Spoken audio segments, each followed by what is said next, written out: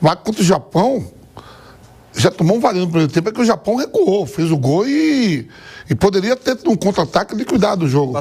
E seguimos no YouTube, trocando de tema, ainda falando de futebol internacional, mas falando de seleção brasileira, porque o técnico Carlo Ancelotti concedeu uma série de entrevistas exclusivas nesses últimos dias, todas foram publicadas ontem, com boas declarações importantes para a gente trazer aqui sobre diversos temas com relação à nossa seleção brasileira. O primeiro de tudo, para a gente tratar por aqui, o Ancelotti ele faz um meia-culpa com relação à eliminação da seleção brasileira nas oitavas de final da Copa do Mundo para a seleção da Noruega, derrota por 2-1. A gente tem, para colocar na tela para você que nos acompanha pelo YouTube da Jovem Pan Esportes, essa declaração na entrevista concedida ao Globoesporte.com. Abre aspas. A Noruega teve a posse de bola sim, mas teve a maioria da posse de bola em seu campo, porque o Odegaard baixava. Se você fazia muita pressão, eles queriam sair da pressão para fazer transição. Acho que o número estatístico de posse de bola não é tão importante. É verdade que o time que ganhou a Copa do Mundo, a Espanha, teve muita posse de bola, mas a Espanha sofreu um gol. Teve muita posse de bola porque a Espanha tem uma geração de meio-campistas muito forte. Tem 7 meio-campistas tops no mundo. Fábio Ruiz, Rodri, Pedri, Dani Olmo, Zubimendi, Mikel Merino e Gavi. 7. Então eles buscaram a possibilidade de controlar muito o jogo e de ganhar a Copa do Mundo. Tem uma sequência também.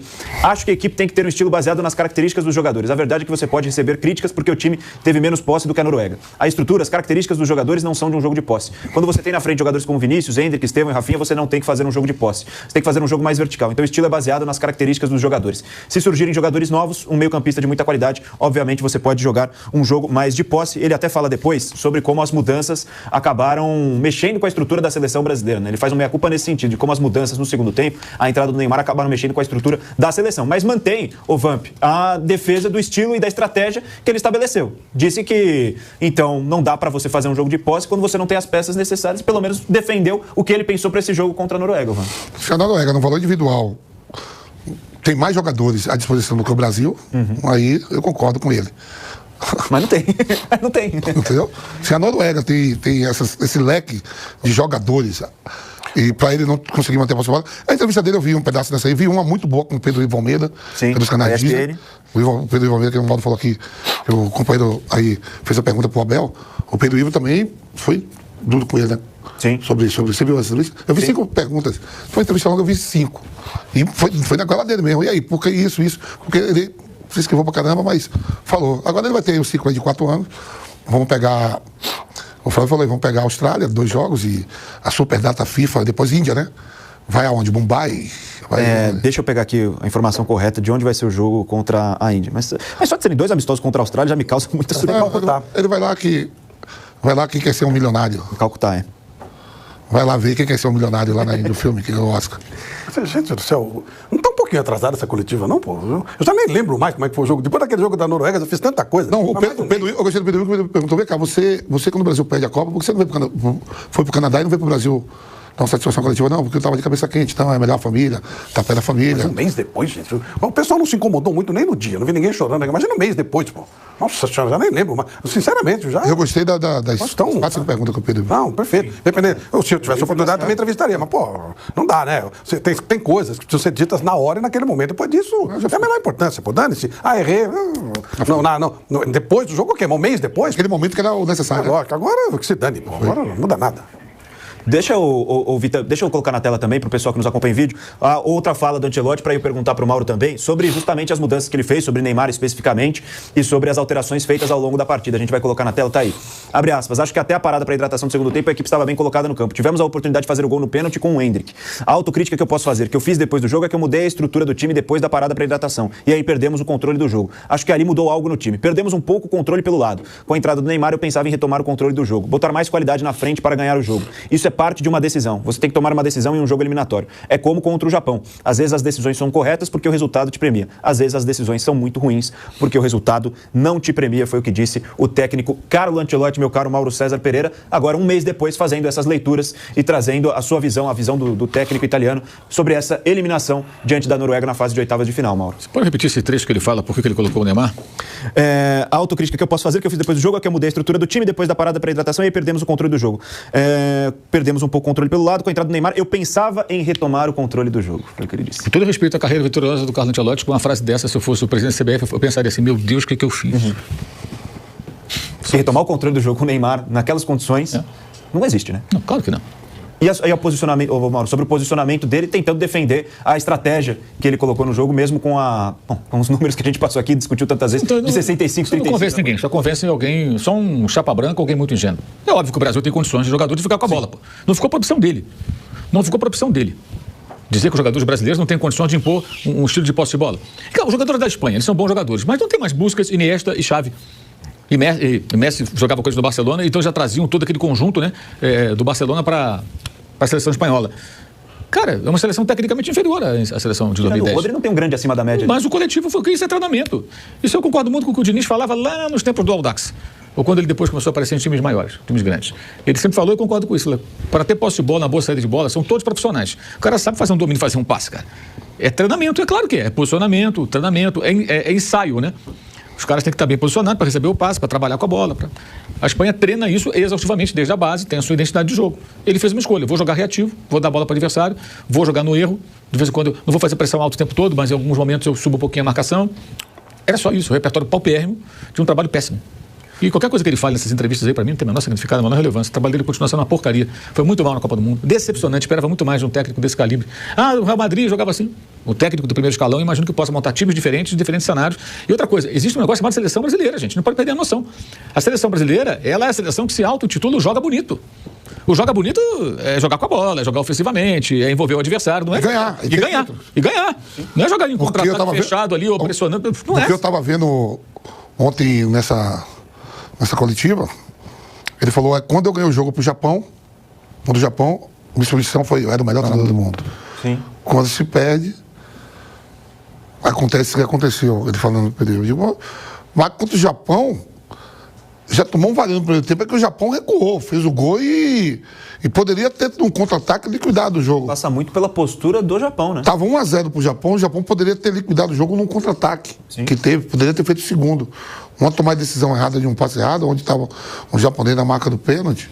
Aí ele falou, aí daí botei o Martinelli e saí como herói. E ainda contra a Noruega, que eu tentei mudar, saí como vilão. Ele falou, na bola tem isso, né? Mas, Vamp, para mim é uma declaração que é preocupante no sentido de você pensar nesse ciclo mesmo. Daqui a pouquinho a gente vai trazer outra resposta dele com relação a jogadores que encerram seu ciclo, mas essa visão que o Ancelotti tem com o futebol que a seleção brasileira pode apresentar, para mim me gera preocupação para o que pode ser esse ciclo até 2030. Porque ele não recuou no sentido de falar, eu errei em tentar dar a bola para a Noruega. Vamos ver, a gente vai ter... Bom, negócio daquilo, o defunto ainda está... O defunto ainda está quente, né? Que é a Copa do Mundo. Vai ter a convocação em agosto. Setembro tem os jogos, aqueles super jogos. Setembro e outubro. Super jogos. Na Índia, né? Na Índia. E a gente vai ter uma noção das convocações de quem é que vem. Eu acho que dos 26 que foram da Copa do Mundo, ele deve deixar ainda uns 16 a 17. Acho que não vai mudar radicalmente. Tirei todo mundo.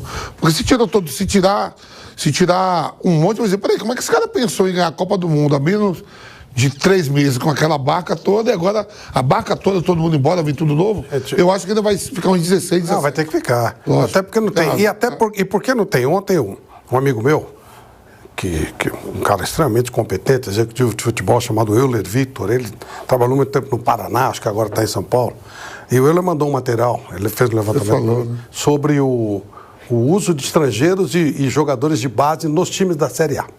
Com exceção feita ao Coritiba e ao Santos, e o Santos por extrema necessidade, todos os times brasileiros usaram mais estrangeiros do que garotos da base. Todos.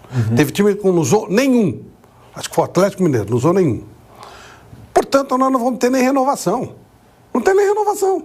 Ou seja, é daí para baixo. O Brasil já é uma seleção intermediária. Isso está falando muito importante. Se os dois principais clubes do Brasil, financeiramente, Flamengo e Palmeiras, não têm lançado assim, no plantel do time titular, como é que os demais vão ter, Flávio? Pois é. Então, eu vou até levantar aqui alguns, só para vocês terem uma ideia, que é um negócio assim, você fala, caramba, é assustador.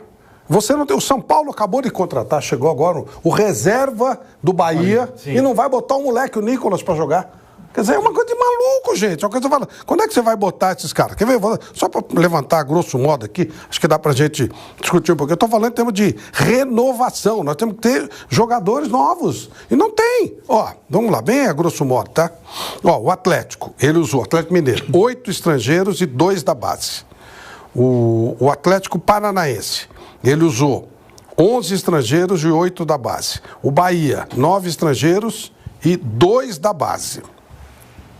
Botafogo usou 13 estrangeiros, 3 da base. Chapecoense, 2 estrangeiros, 2 da base. Corinthians, tem tradição, né? 7 estrangeiros e 6 da base. Coritiba, 4 estrangeiros e 6 da base. Cruzeiro, 7 estrangeiros, 4 da base. Flamengo, time campeão mundial do Flamengo era todo da base, o Zico e tal. O Flamengo usou 9 estrangeiros e 4 da base. Fluminense, Xerém e tal, 11 estrangeiros, 2 da base. Grêmio, 13 estrangeiros, 11 da base. Inter, 10 estrangeiros, 2 da base. Inter de Falcão, Carpejani, Batista, revelava jogador a rodo. Mirassol, ele tem um estrangeiro, não usou ninguém da base. Palmeiras, 9 estrangeiros, 7 da base. Melhor base do Brasil, que é do Palmeiras, só usou mais estrangeiro que da base. O Bragantino, 9 estrangeiros, 6 da base. O Remo, 6 estrangeiros e 1 da base. O Santos, aí, né, 8 estrangeiros de 12 da base. São Paulo, investe uma fortuna em Cotia. 9 estrangeiros, 6 da base. O Vasco, 10 estrangeiros, 6 da base. E o seu Vitória, Vamp, 5 estrangeiros e 0 da base. Ainda bem que você começou antes, né? Você não estava fugindo agora. Olha isso. Como é que você vai revelar jogador? Você não usa, você bota... E a maioria é uma mulambada, né? Tem se você tem um jogador, um craque, pô, eu não sou contra trazer o Arrascaeta, o Pedro Rocha, o Dario Pereira, o Conca, pô, Petkovic, pode trazer, não tem problema nenhum. Agora, traz um monte de mulambada, não bota um moleque pra jogar, e esse do São Paulo é bem claro, o Enzo Dias vai sair, eles têm só o Wendel, aí traz o reserva do Bahia e não vai botar o moleque pra jogar. É um negócio muito maluco. Aí como é que vai renovar isso aí? Vamos, que você falou, vai ter que ser isso mesmo. Vai ser isso mesmo, não tem o que fazer. Nem tem jogador pra colocar. Não, e até o Kaique me mandou aqui a última convocação da Seleção Brasileira Sub-20. E até para a gente ir em como isso afeta também a produção de jogadores, né? Os goleiros são João Pedro dos Santos, Cauã do Palmeiras, Leonanete do Flamengo. Laterais, Rian do Bragantino, Ângelo do São Paulo, já vendido inclusive, né? Pedro Gabriel do Grêmio, Rafael Gonzaga do Santos. Breno do Bragantino, Bruno André do Vasco, João Ananias do Santos, João Vitor do Flamengo, Luiz Eduardo do Grêmio. Meio-campistas, Christian do Bragantino, Jorginho do São Paulo, João Paulo do Palmeiras, Luiz Pacheco do Palmeiras, Pedro Ferreira do São Paulo e Yuri Leles do Liefering, da Áustria. Os atacantes, Bruninho do Shakhtar, Dieguinho do Corinthians, Eric Belé do Palmeiras, Heitor do Palmeiras, Juan do Bragantino e Juan Pablo do Bahia. Nenhum jogador, Vamp, que está estabelecido no seu time. E não é criticando os jogadores aqui, mas nenhum teve a oportunidade de se estabelecer nos times titulares. Poderiam ser jogadores aí só que eu vi aí, tivesse oportunidade. Esses aí que você falou, só o Ananias, né, que teve essa discussão. O Ananias. Porque teve uma discussão com o Neymar. Ainda parece que o Neymar esculhambou. Não, porque teve a discussão, dizem que teve a discussão lá com o Neymar, né? Sim. Teve. Mas desses nomes aqui, nenhum está estabelecido no seu time. Também muito porque não tem essa oportunidade. Como é que o técnico vai convocar? E o time que tem mais aí jogadores, pelo que você falou aí, é o Palmeiras, né? O Palmeiras tem bastante aqui. O Eric Belé, o Heitor... Mas ainda assim usou mais estrangeiro do que gente da base. Sim, sim. E olha, para a gente encerrar esse tema das entrevistas do Ancelotti, justamente ele responde sobre o próximo ciclo, sobre os ciclos encerrados depois dessa Copa de 2026 e citou alguns nomes que já não devem ter mais oportunidade nem nesse começo, já pensando para a Copa do Mundo de 2030. A gente vai colocar na tela também para você que nos acompanha pelo YouTube da Jovem Pan Esportes, abre aspas para o Ancelotti. Acho que temos que aproveitar os amistosos que vamos ter no próximo ano para ver os novos jogadores, que conhecemos menos. Temos que avaliar bem, escolher bem o talento e depois acompanhá-lo. Obviamente com a ajuda dos clubes, porque é inevitável que o jogador jovem passe muito tempo com os clubes. É necessário acompanhar essa progressão junto com os clubes. E ele fala também na questão dos jogadores que encerram seu ciclo, né? Ele citou nomes. o nome do Danilo, por exemplo, o nome do Casemiro, diz o seguinte: acho que com essa Copa do Mundo termina uma geração de jogadores muito importantes, começando por Neymar, passando por Danilo, Casemiro, todos esses jogadores que na Copa do Mundo tinham mais de 30 anos. Vamos mapear os novos jogadores para que possam entrar, não digo na próxima Copa do Mundo de 2030, mas que possam já ser competitivos no primeiro objetivo, que é a Copa América de 2028.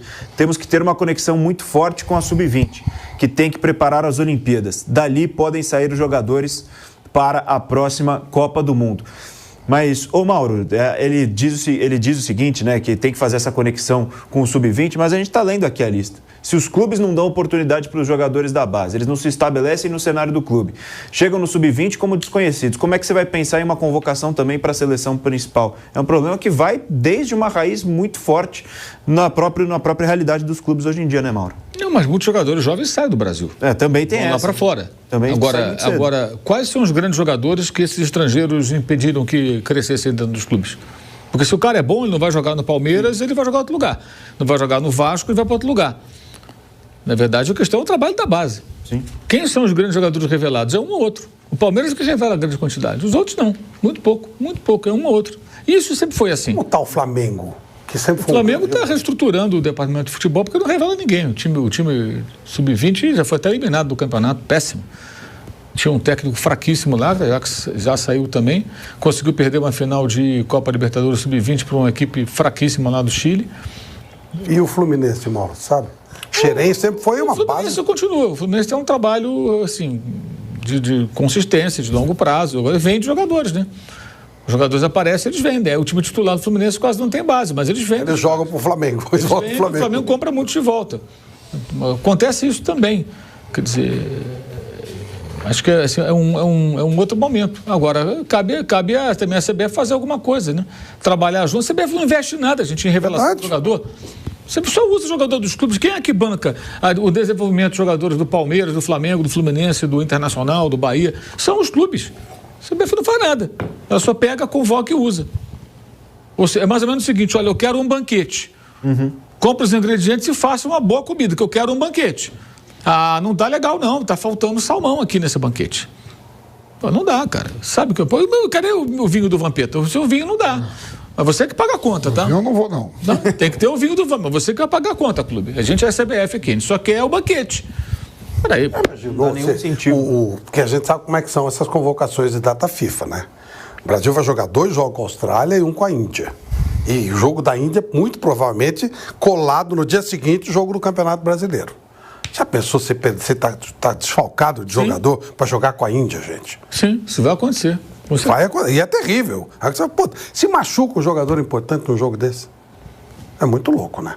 Os caras passaram do limite, né, gente? Passaram do limite. E na Copa do Mundo, muito se falou do quê? De como os franceses têm um projeto que vem lá dos anos 70 de captação de jogadores, depois os jogadores que se destacam acabam indo para alguns clubes que estão ali e tal. Eles têm lá A CBF, ela não investe, que eu saiba, nada em captação de jogadores, desenvolvimento, pelo interior do Brasil. Sabe, ter núcleos para encontrar lá na Bahia do Vamp, lá bons jogadores, lá no Rio Grande do Norte, no Rio Grande do Sul, no Rio de Janeiro, aqui em São Paulo, no Mato Grosso. Na terra do presidente, bota lá, será que não tem nenhum jogador de futebol? O que a CBF deveria fazer é abrir oportunidade para jovens que querem jogar futebol e que não conseguem nem fazer. Antigamente se fazia uma peneira, hoje tem que ter um empresário. Sim. É isso que a CBF tinha que acabar. Desde cedo. Ela criar portas de entrada em convênios com clubes que trabalham a base. Aqui não tem empresário. O garoto vai chegar e vai fazer um teste. Isso. É isso que ela tinha que fazer. Paulo, você botar no jornal um anúncio desses, vai 30, 40 mil garotos. O garoto vai fazer um teste. Como sempre foi claro que é sempre difícil, né? Agora, o que acontecia no passado? O moleque fazia um teste, às vezes tinha de 15, 20 minutos para mostrar alguma qualidade, para ser pré-selecionado, ia mal, era reprovado. Quantas histórias nós temos assim no futebol brasileiro? Aí ele ia para uma outra peneira, não é, Vamp? E para outra peneira. O Cafu foi 8. Faz parte. Até passar. Claro. É como um camarada tentando passar na faculdade. Ele fez um vestibular, não passou, fez de novo. E um dia ele se formou, virou profissional. É maluco. Hoje não tem como. Outro dia alguém perguntou aqui no programa, né? Como é que faz para levar um garoto? Foi até você que falou. Fora que paga, viu, Um rapaz me perguntou, falou, tem um garoto, vai lá, desculpa, eu não sei. Não sei mais. A Universidade do Flávio, Futebol, fora que paga, hein? Paga e... Olha, a Universidade de Futebol fez um levantamento, faz um trabalho espetacular. Cada 3 mil garotos que tentam tentam fazer um teste, um consegue. Eu não estou falando de ser contratado, estou falando de fazer um teste. 3 mil que tentam, um consegue fazer o teste. Entrar é outra coisa. Então, onde é que estão, é o que eu estou falando, onde é que estão os nossos artilheiros, meio-campistas, entregando Uber? Sim. Né? Estão trabalhando de Uber, estão entregando coisinha na moto, que é tudo digno. Estão trabalhando de office boy em banco, são os menininhos que deveriam estar fazendo testes. Sempre que o garoto de classe média e tudo, ele vai ter mais condições de ter acesso ao empresário, a pagar a taxa. Claro. Esse, se for bom de bola, agora o garoto mais pobre, ele não tem influência, não tem dinheiro, não tem conhecimento. Esse fica perdido. E a família precisa que ele trabalhe, né? E ele vai fazer um trabalho que deve fazer. Nos Estados Unidos, né, nos esportes americanos, eles têm todo um trilho para selecionar jogadores, que são o quê? As escolas, né? Você começa lá na escola, high school, aí você vai, se você for bom, você vai para uma universidade, você ganha uma bolsa, aí tem o draft lá dos melhores jogadores lá para as ligas de modalidades americanas esportivas. Então, eles têm um sistema de... Nós não temos nada. A CBF, o tempo que ela está aí falando, tudo ela poderia começar a montar... Cara, tem uma infinidade de campos de futebol no Brasil. Vários clubes menores, criar convênios, subsidiar isso. E, olha, não é para o cara ter empresário. Se aparecer que o empresário não pode... o garoto vai chegar lá com o pai, o responsável, ou a mãe, ou o tutor, o avô, sei lá quem. Podia até fazer draft, jogar bola. Pegar esses jogadores, esses meninos, selecionaram 500 meninos. Fazer draft. Isso. Sem empresário, tem empresário. Não pode ter. Ninguém pode assistir além dos familiares. O empresário não vai assistir nada, não vai ter ninguém de fora. Se fosse uma coisa séria, alguém vai dizer assim, isso é impossível. Também acho que não é, não. É só fazer. Assim, nesse sistema é impossível. Mas se quiser fazer, faz. Claro. Você pega as universidades, o menino. E olha como a coisa vai lá distante. Tem muita gente que se forma em educação física que também não consegue entrar no mercado. Sim. Essas pessoas seriam requisitadas para fazer um treino básico. Sim. Pega, o treino básico é esse e tal, nós vamos ministrar esse treino pro garoto e você vai selecionar o garoto. A primeira triagem, aquela com 1.000, 2.000 e tal, você vai. Pega 2, 3 ex-jogadores, quiser dar uma olhadinha para sentir, né? O Vamp vê um jogador batendo na bola, você sabe que joga bem. Sim. Triou, aí nós vamos ter, sei lá, nós vamos ter 100 mil meninos fazendo teste. Se tirar 30, nós já temos gente pra caramba. Sim. E aí esses meninos, eles vão ser uma espécie de, sei lá, de reserva de qualidade, faz draft, eles vão jogar, quem pagar mais vai ficar sem empresários. Quer dizer, dá pra fazer. Tem material humano, tem gente querendo fazer esse trabalho. E não consegue. É um negócio muito louco. E hoje o que acontece? Existem empresários de todos os tamanhos, né? Tem o cara que não é empresário nada, é o Zé ali que tem algum conhecimento uma porta ou outra e fica pegando os garotos para tentar conseguir alguma coisa, para encontrar o bilhete premiado, para ser dono de um percentual quando o garoto assinar um contrato. E ele tem direito aí a uma grana se o garoto for vendido. É um investimento que o cara faz. Mas é difícil. Você pegar uma pessoa que... Assim, o cara tem um filho, o cara trabalha durante a semana e vê que o garoto joga bola. Aí ele fala, pô, quero levar meu filho é bom de bola, vou levar esse moleque, não... Onde que ele vai? Não consegue. Não tem mais. Consegue. Onde que ele vai? Nós não sabemos, imagina. A CBF que tinha que fazer isso. Lógico. Os clubes poderiam fazer? Também poderiam fazer, mas a CBF só tem essa preocupação, a função da CBF deve ser fomentar o futebol. Exatamente. Entendeu? Para que servem as federações estaduais? Por que ela não, já que ela dá tanto dinheiro para as federações, não determina que cada uma delas tem que ter o seu núcleo de captação de talentos. Na verdade, a verba é para isso. É para isso, ela mas some. não é usada assim. Então, você vai ter captação de talentos e aí você vai a partir... Aí, a partir daí, claro, quando o garoto passa por um primeiro estágio, ele vai para algum clube que vai se interessar. Claro. Que é mais ou menos o que fazem os franceses. Ele vai ser encaminhado para algum lugar. A Portuguesa quer esse garoto aqui, ele vai para treinar na Portuguesa, já vai para um outro estágio. Esse aqui vai para o Corinthians, esse aqui vai para o América José do Rio Preto, esse aqui vai para o Olaria. Aí você entrou, aí é contigo. Claro. Perfeito.